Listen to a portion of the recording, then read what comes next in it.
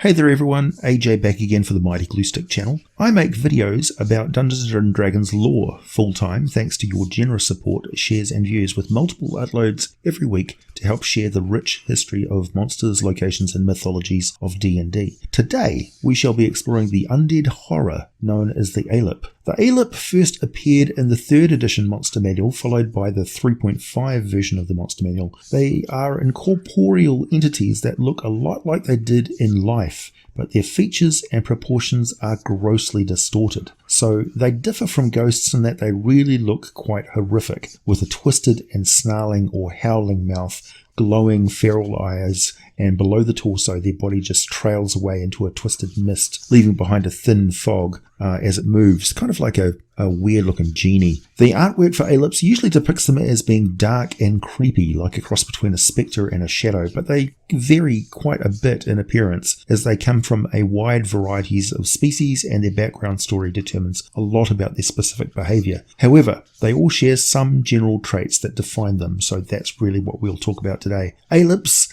are incorporeal, twisted echoes of beings that were driven to insanity. Typically this would be mortals who uncovered things that they were never meant to know, who were then cursed and driven to insanity, and who then killed themselves. Now, they desire nothing else but to inflict this madness and pain on others, as they feel a completely overwhelming injustice has been done to them, and the negative energy, the evil that drives them, has blinded them to the very idea that any living creature they encounter could somehow not be responsible for the Allip's horrible demise and its terrible existence. They are driven by a frantic, obsessive need to take revenge on the living. In previous editions, Allips could be summoned by powerful necromancers, and these insane spirits were particularly dangerous because they were resistant to the divine power of clerics to turn the dead. So if you wanted to increase the difficulty of your Allip, you could include that in their stats. Also, although the Allip is without a solid form, it could lash out at living victims, damaging the target's wisdom score with each spectral strike, and they were depicted as not knowing that they didn't have a physical form, so they lashed out as if they were doing physical damage, but in actual fact their fists would just pass through them, adding to their frenzy. Additionally, anyone who attempted telepathy with these entities would also lose wisdom as they gradually lost their sanity. The Allip in combat would also babble incoherently, or rather mostly it would seem like gibberish, but there was something concealed in the nonsense that would cause a hypnotic effect upon those who heard it. 5th edition, I'm pleased to say, has made a pretty good version of the Allip that I think adds even more versatility and the potential for excellent storytelling with them. Avoiding the whole suicide bit is a good idea for a start. That gets 2 thumbs up for me for more than a few good reasons. Instead, the emphasis is on the forbidden lore, the powerful curse, and the concept that the Allip has become a supernatural information contagion, basically a ghost meme. The other day I was talking about H.P. Lovecraft's story about a meteor infected with an utterly alien life form. This is called The Colour Out of Space, this story. It manifested as a colour outside of what humans could normally perceive, and thus completely indescribable. In the story, it infects everything in the area, warps living beings with grotesque vigour, but renders their meat and fruit vile and tasteless, also inflicting insanity on the family that lives in the area, so the father ends up locking away his wife and son in the attic. Eventually, infected things die and they turn grey and turn into ash, and the colour, having gathered enough strength, somehow shoots back off into space. Well, most of it does, but a little bit remains behind. I love the idea of someone seeing an entirely new colour and becoming insanely obsessed with trying to describe it to someone, or recreating it, but in attempting to do so, invariably causing terrible harm to the living, and this basically is what's going on with the Allip. Only by passing on its terrible knowledge can the Allip reach any sort of closure and peace, even for a moment, or at least it firmly believes that. You may be able to hear a whispering sound in the back of this video. I'd be amazed if anyone has the technical skill or auditory sensitivity to decipher what is being said, but if you could understand what my approximation of the babbling telepathy of the Allip is saying, I assure you it will change your entire outlook of some of the most iconic lore in the game. I may even talk about it at some later date, but yeah, it's a salacious bit of stuff that mere mortal minds of the D&D worlds were never meant to know. I can just see some of you really trying to hear what I'm saying in the background. Maybe I'll reveal the script for it at the end of this month to my Patreon supporters, so look forward to that, Patreons. So the Allip is cursed and doomed to contain terrible secrets, forbidden lore. Perhaps this is another form of the curse of Vecna, or a punishment inflicted by Orcus on those who dare to read his secret rites and rituals of necromancy. Perhaps any attempt to learn the steps that the Archmage Karsus took to create his epic spell that stole the power of a god would result in this horrific death and endless punishment. But why limit this concept? One excellent example exists in the lore of Forgotten Realms in the form of Yaldun, a rich patron of Waterdeep who was utterly obsessed with the mega dungeon of Undermountain, thanks largely to a cursed item he acquired from there. Well, some adventurers probably sold it to him. When he died, he had his body interred in the second level of Undermountain in a crypt there. He rose from death thanks to the cursed item and became an undead being whose spirit was an Allip, but whose body, his undead body, was a wight. The pair then occupied their time creating other undead creatures around them, and interestingly, his wight and Allip were linked and perfectly coordinated, so very interesting. Now, taking this to the extreme and making it viable as an epic level threat, imagine, because I believe that most creatures in the Dungeons & Dragons game can apply in low level, mid level and high level if you're just creative enough. So imagine that the ancient dead god floating in the astral sea that the Githyanki super fortress, their capital city and the capital and largest city, Tu Narath, is built on. This body of a god or primordial power, known only as the One in the Void, could actually have been killed by some tremendous curse that transformed its soul into an Allip.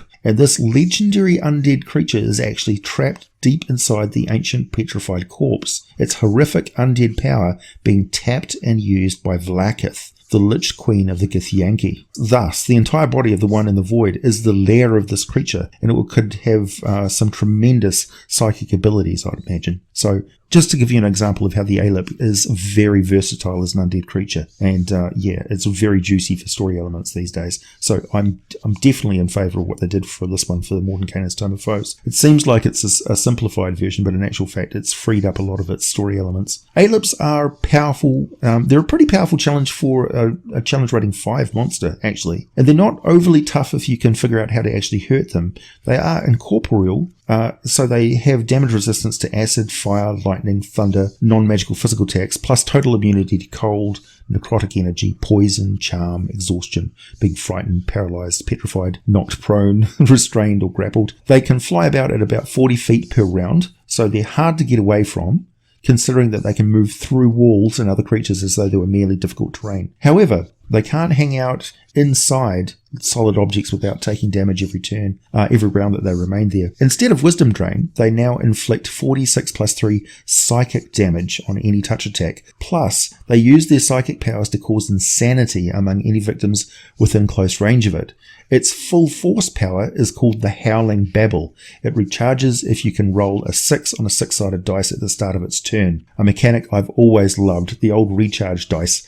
My players always know if I'm rolling one of those dice by the reaction I have to, when I pass or fail one of those dice rolls, you can see on my face at the start of each of the monster's turns. The Howling Babble has a range of 30 feet, and anyone that can hear the Allip must make a DC 14 Wisdom saving throw.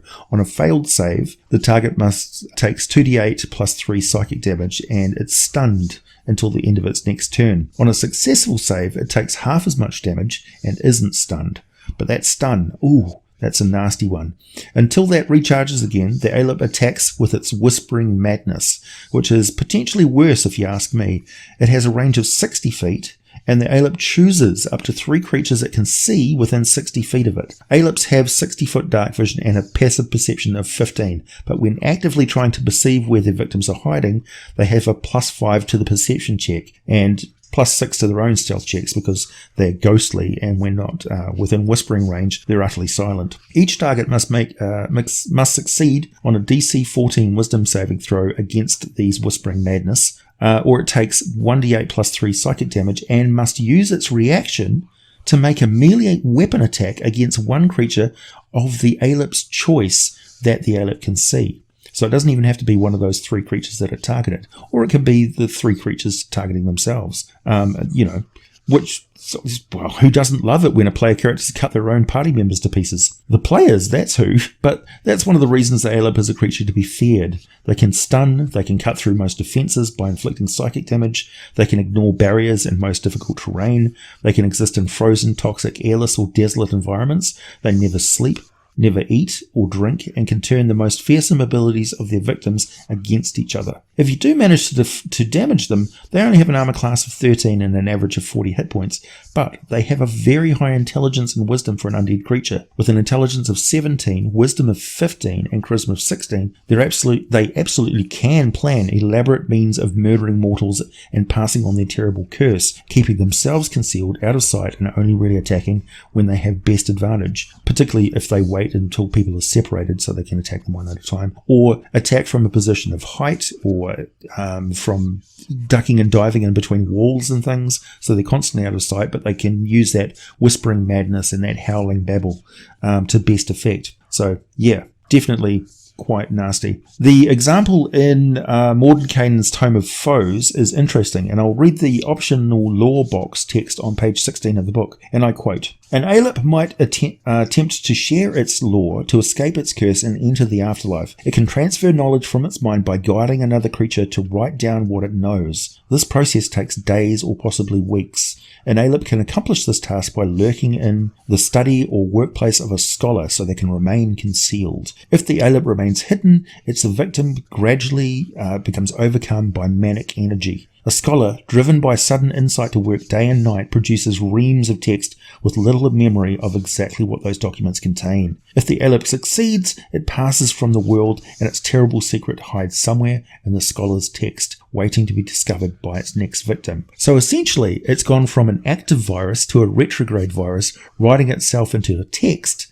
So this curse manifests itself as an undead, passes back into a text, manifests itself as an undead, etc., etc. Just an ongoing blight upon the living. Left unchecked, this sort of thing could easily wipe out an entire order of scribes and scholars, creating basically a cursed library. These books could be carried far and wide, far beyond where the curse was originally created, and far beyond the time that these curses were originally created. So these could be from the ancient empire of Netheril or Imascara, anywhere. Burning books because they contain actually dangerous and infectious secrets is pure gold for a game featuring investigators and hunters of the supernatural. For those of you who feel like a bit of Dark Heresy style D&D play, or more like some sort of good old Warhammer Fantasy Ghost and Goblin Inquisition or Witch Hunters, or a bit like D&D Dark Souls if you have some adventuring player characters who are actually undead themselves, revenants or something, protecting the world of the living from even worse undead threats. That would be an interesting campaign to run, I think. Just a reminder, if you've not subscribed already, feel free to do so, and be sure to hit that notification bell as I upload from the other side of the world sometime in your future, from the Twilight Zone. For access to all of the scripts and 1 week advance access to these videos, consider becoming a patron of the channel on Patreon from a minimum of just $1 a month. It's entirely up to you. Join the community on our Discord server, come say hi, possibly run some games or have some games with me even. If you want to pick up a new video game at a significant daily discount and help me out in the process, check out the daily deal on Chrono down below. There's a new game every day. Link below there's merchandise for my Talency shop, and which has got exclusive stuff of mine. You can get a doggy bandana or a mug or whatever. As always, thanks for listening. I'll be back with more for you very soon.